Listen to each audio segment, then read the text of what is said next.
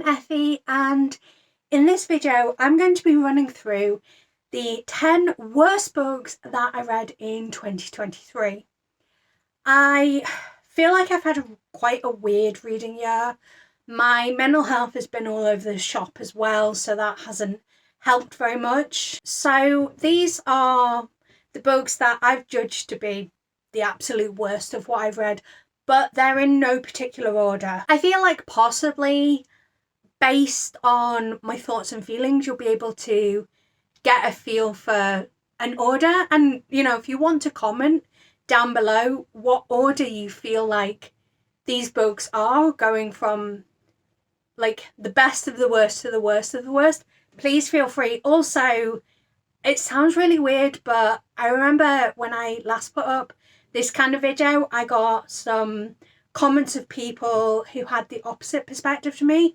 I'm always really interested to hear other people's point of views. So if you don't agree with what I thought about these books, and at the end of the day, reading is very subjective, please do feel free to comment and tell me why these books worked for you, because I love those kind of conversations.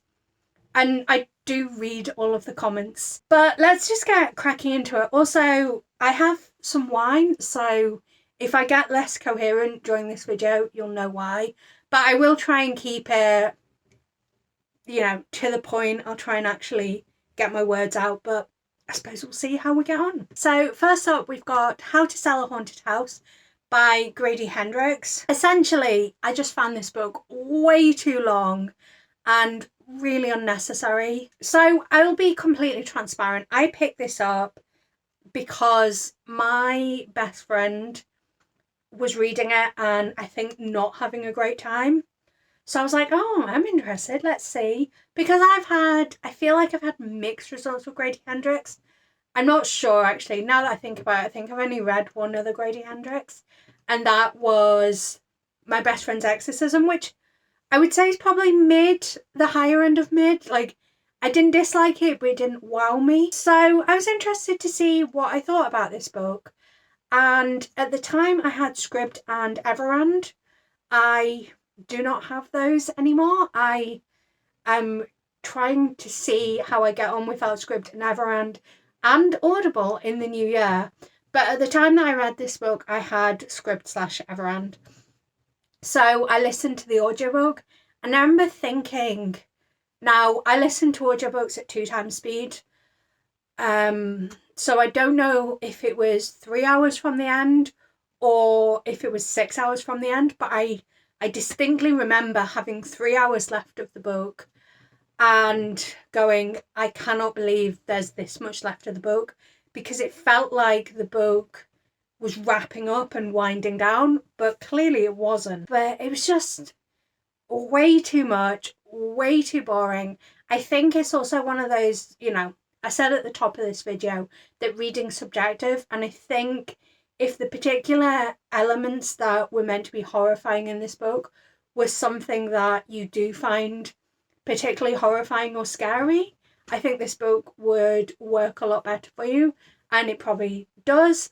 I feel like this is a love or hate it kind of book. So yeah, it just unfortunately didn't work, and the horror felt goofy rather than horrifying, and just wasn't my cup of tea. Through Her Eyes by Sophie Fahy. So this is the story of a girl who is attacked at a high school party, and it leaves her blind. See, there's my first issue. So don't get me wrong, I understand that blindness is not binary and there's a spectrum of blindness. I also understand that I think her blindness was meant to be degenerative, so it was getting worse over the course of the book. But the way that it impacted her felt very arbitrary. Like, one moment she couldn't move without someone to assist her, and then the next moment she was able to successfully like run out of a building across a busy road without injury. Also the fact that she'd like walk around with a guide dog without the guide dog wearing its clothing. I don't know the proper name for it. was very strange to me.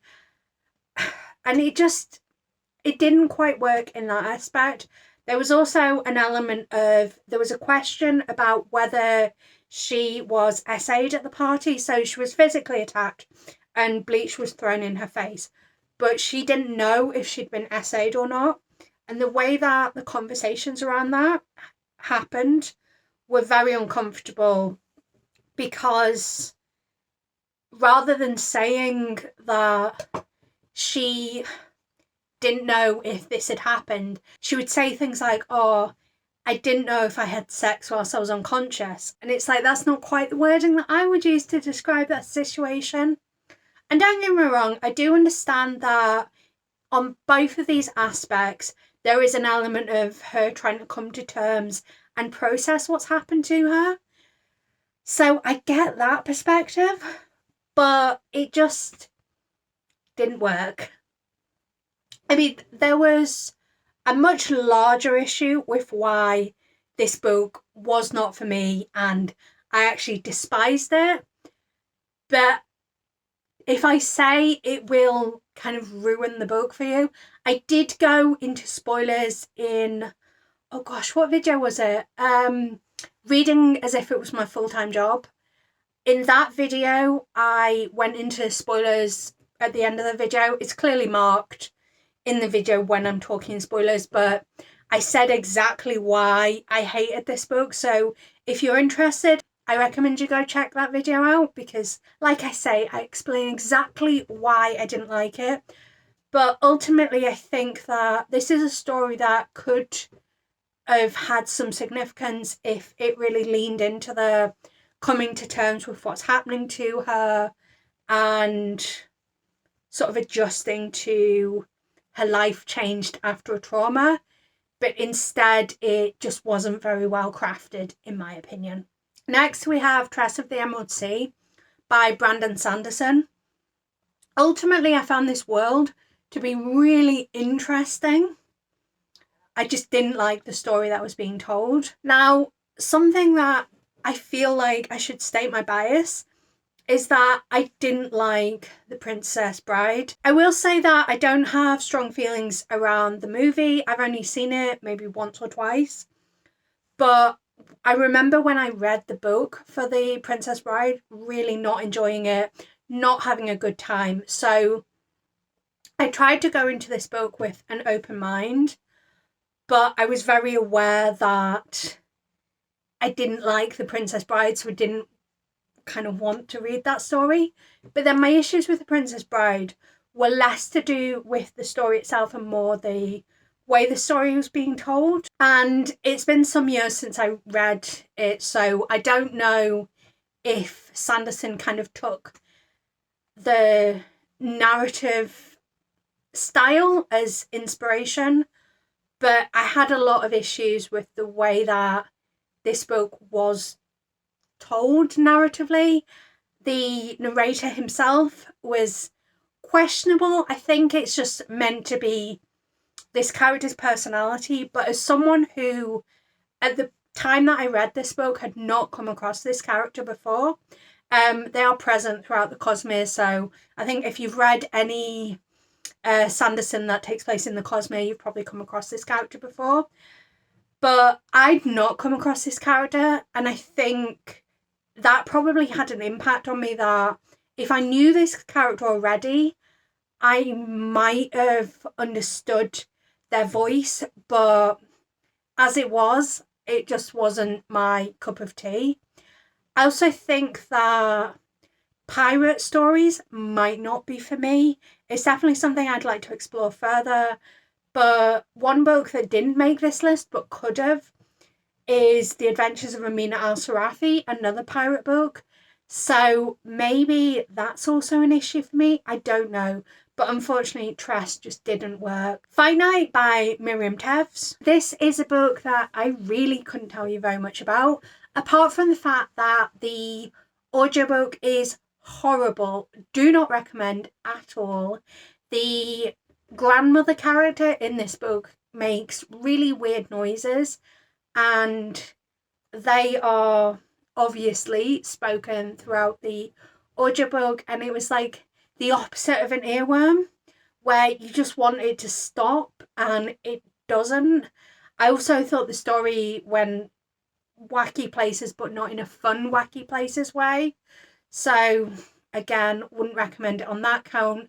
It was one of those that honestly I don't know why I continued, because I hated it that much. Ooh, the next book on my list is The Book That Wouldn't Burn by Mark Lawrence. So again, stating some bias here, I would not have picked up this book if it wasn't on the Goodreads Choice fantasy list for 2023, because Mark Lawrence has historically been known to be somewhat of a less than savoury character. People can grow, people can change, but I'm very much of the opinion that be petty, choose not to read books for like the pettiest of reasons, because life's short, you only have a finite amount of time to read. Don't spend it on books that aren't enriching your life in one way or another. And in my mind, hate reads are completely valid, because it enriches you in a different way than you know reading your new favourite book. But this book just, oh gosh. So already I wasn't going to read any Mark Lawrence. Like, I feel so strongly about Mark Lawrence that I'd previously paid for some Mark Lawrence books on my Kindle, but since finding out about the kind of person that he is, I had permanently deleted them off. Like, that's how much I had no interest in reading from him. But again, I tried to go in with an open mind, because at the end of the day, I was trying to judge these books, see what I thought of them, give, critiques based on the books themselves. And it already started off a bit rocky. So this is a fantasy world where there's these forces that are kind of constantly attacking the humans. So you've already got this kind of oppositional force going on.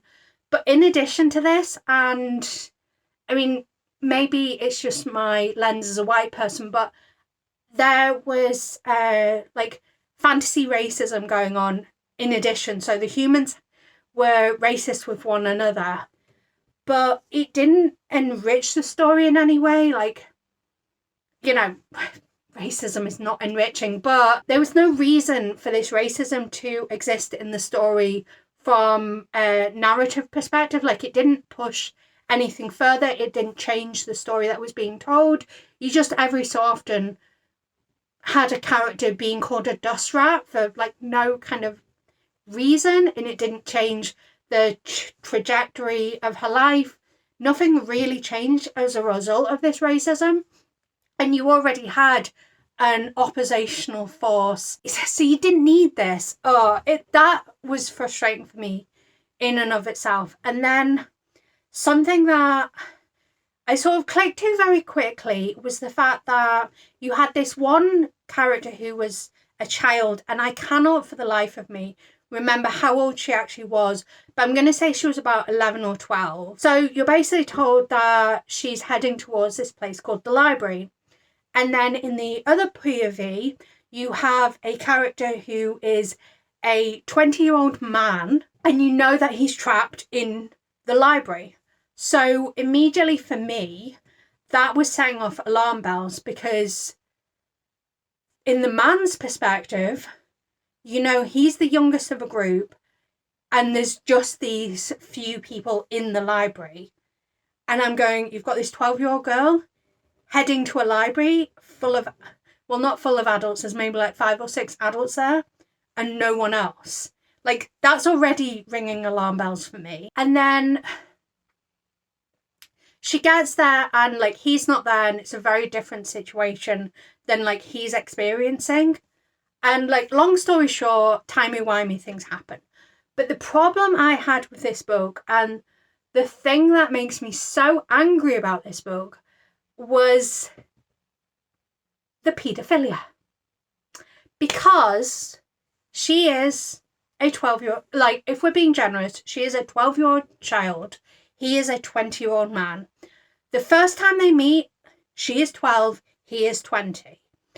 And They meet, I think, like 3 times, and timey-wimey things happen. So he stays at 20, and by the end of the book, I think she's 19. And they've met 3 times. But the real issue I had with this book was that you are meant to root for a romance between these 2 characters, considering that she was 12, he was 20.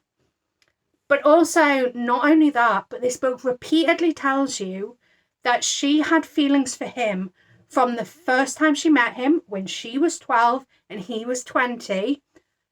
And he fell for her when she was 12. And it makes me so deeply uncomfortable, so mad. And then, like, side things to that, I guessed a lot of the twists and turns, and it just wasn't very well constructed. A very dull book to read. And I also think this easily could be categorised as fantasy romance, even though it's not a romance that in any way I would advocate for, and is deeply uncomfortable and should not have ever been written. The Red by Tiffany Reisz. This book I picked up because I heard it was the smuttiest book people had ever read. And whilst that might be technically correct, smut is so subjective. And this book was wall-to-wall sex, but in such a clinical, over-analytical way. Like, it would tell you every single step of the acts that they were carrying out in graphic detail, using proper names. And don't get me wrong, I have no issue with proper names. I have no issue with nicknames. But it just felt so clinical and so removed from what it was trying to put forward that I went, well.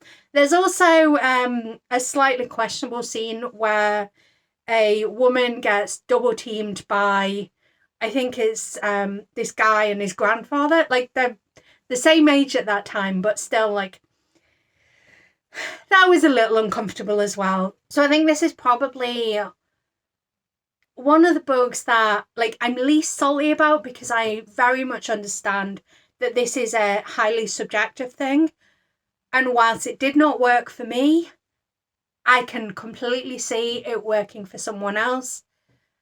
But I just had a terrible time reading it. Palm Springs by Cierlak. So I've put this book on the list, but this book basically covers the whole of the Bidden series, because one, this is an unfinished series, and as far as I can tell, the author is no longer writing, so there will be no further books in this series. And then kind of 2, you're following this character and her relationships through many, many books. You're kind of fully on board, and then she picks wrong, in my opinion anyway. She picks the wrong person. Like, the problem with this series is it's so back and forth, that even though she has technically picked at the end, there's multiple points in the series where she's picked, and then it's back and forth. And these are not good relationships. These are not healthy relationships. And it doesn't feel like the end to the series. It feels like the end of a book, and that just happens to be the last thing that has been written in this series before the author, I guess, decided not to write anymore, which is valid. Authors do not owe readers anything. So I didn't like it. The writing itself was somewhat lazy and needed a very good editor. Also, there's a book called Fading Dusk, which is like sort of part of the Bidden series, but the start of a spin-off series, which also is incomplete. Like, there's no further books in that series, which is Step Siblings, which is not something I particularly enjoy. So that left a bitter taste in my mouth. But overall, my issue with this series was the fact that I sunk most of a month into reading this series to then find out that it was incomplete. And at no point in reading these books was it kind of established that it would be incomplete.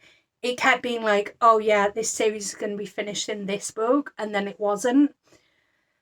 So, Not very happy about that. Claimed by a Coffee Mug by Shayla Storm. I mean, you don't have high expectations for a book where the romance is between a woman and a coffee mug, but I just don't think it was done very well.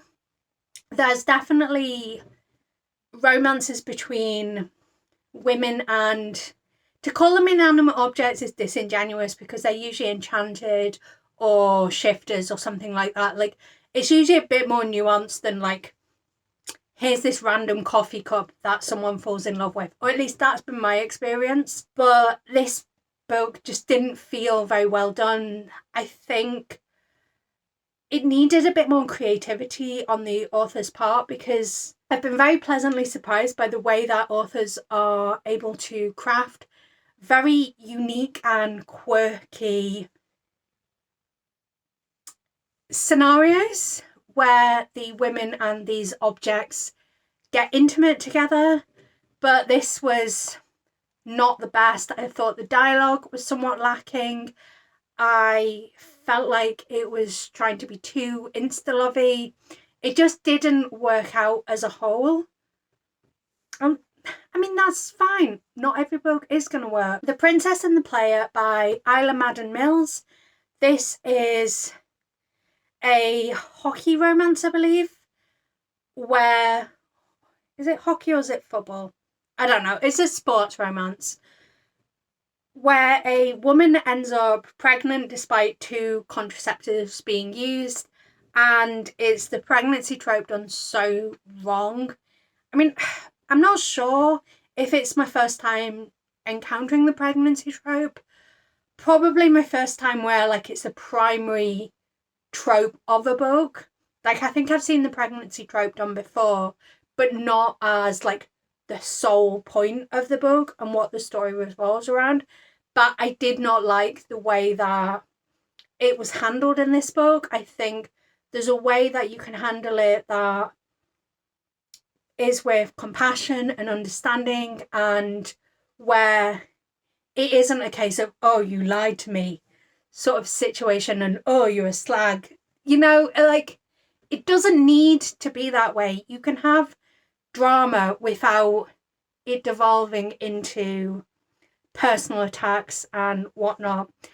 And I mean, I already had a fair feeling that the pregnancy trope wasn't going to be for me, and this just sort of reinforced it because it was bad. It was really bad. And then finally, we have Mr. Magic by Kiersten White. So this book was somewhat of a, well, it was meant to be a redemption for Kiersten White, because Hyde I read last year and I put out a whole rant review because it didn't work, and I was like XYZ that it doesn't work.